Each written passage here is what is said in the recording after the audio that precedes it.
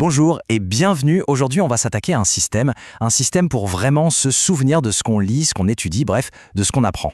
Et ce qui est génial avec ça, c'est que ça marche pour tout, que ce soit pour des études de médecine, des articles scientifiques ou même juste des livres pour le plaisir.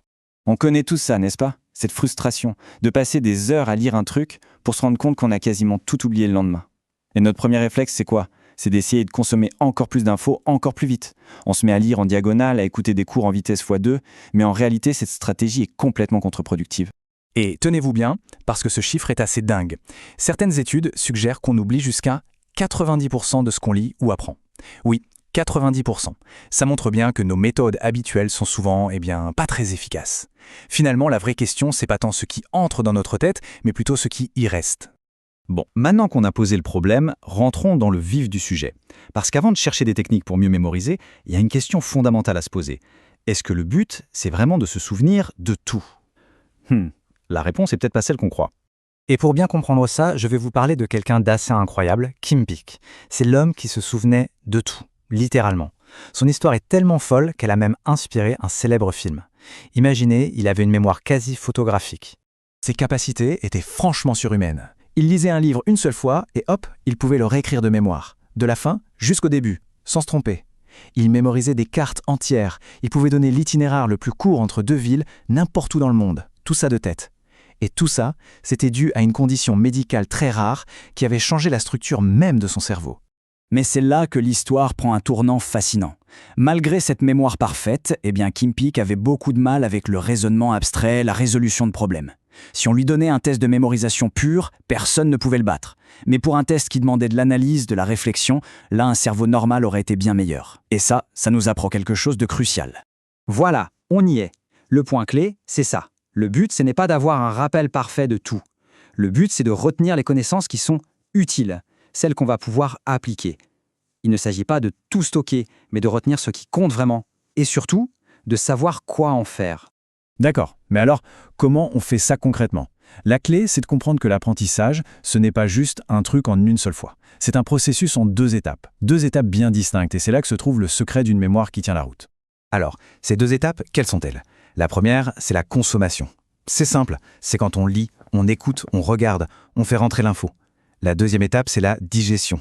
C'est le moment, souvent oublié, où on traite cette info pour qu'elle reste. L'apprentissage, le vrai, n'a lieu que quand on fait les deux. Et le problème, c'est que la plupart du temps, on s'arrête net après la première étape. Cette image est parfaite pour comprendre. Consommer des infos sans les digérer, c'est l'équivalent intellectuel de se goinfrer. On mange, et à la fin, qu'est-ce qui se passe? On finit par tout rejeter. Et ce rejet mental, ça porte un nom, l'oubli. Ok, donc comment on fait pour bien digérer l'information? C'est là qu'intervient un système super pratique, le cadre PACER, P-A-C-E-R. C'est un acronyme qui va nous aider à identifier et à traiter ce qu'on apprend.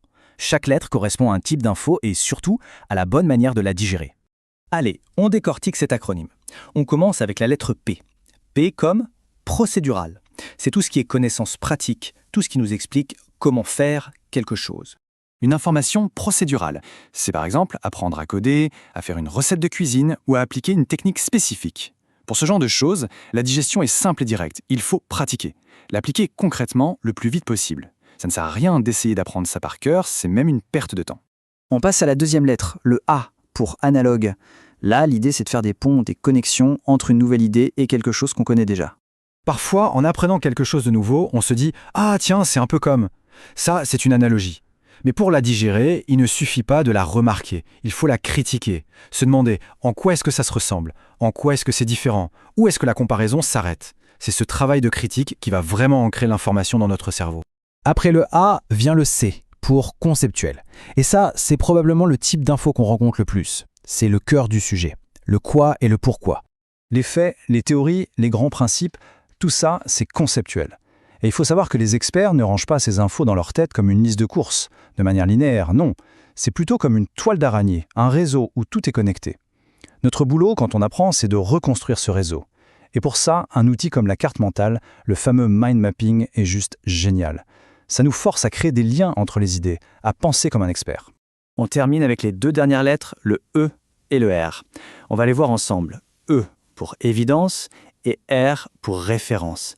Elles se ressemblent beaucoup, mais il y a une petite différence qui est super importante pour être efficace. Alors, d'un côté, on a l'évidence. Ce sont les détails concrets, les stats, les exemples qui soutiennent une idée. De l'autre côté, la référence. Ça, c'est les détails ultra précis, comme une constante mathématique, un nom spécifique, des choses qui ne sont pas cruciales pour comprendre le concept de base. Pour ces deux types d'infos, la méthode est la même au début, on les stocke tout de suite, dans des notes, des flashcards, peu importe. Mais c'est après que ça change. L'évidence, on va la répéter en l'utilisant, en l'appliquant dans un exercice par exemple. Alors que la référence, on va la mémoriser par cœur, avec des flashcards et la répétition espacée. Et tout ça, ce système PASSER, nous amène au principe fondamental. La règle d'or qui chapeaute tout ça. C'est vraiment ce qui fait toute la différence entre retenir une information et l'oublier aussitôt. Ce grand principe, c'est celui de l'équilibre. La règle est toute simple. Tout ce qui est consommé doit être digéré. Point. Concrètement, ça veut dire quoi? Ça veut dire qu'il vaut mieux passer moins de temps à consommer de l'info, à lire, à écouter, pour pouvoir passer plus de temps à la digérer, à la traiter. C'est totalement contre-intuitif, on est d'accord, mais c'est la seule et unique façon de construire un savoir qui dure. Alors, voilà. La prochaine fois qu'on ouvre un livre ou qu'on lance un cours, la question à se poser est toute simple. Est-ce que cette session est dédiée à la consommation ou à la digestion? Juste se poser cette question, ça peut absolument tout changer dans notre façon d'apprendre.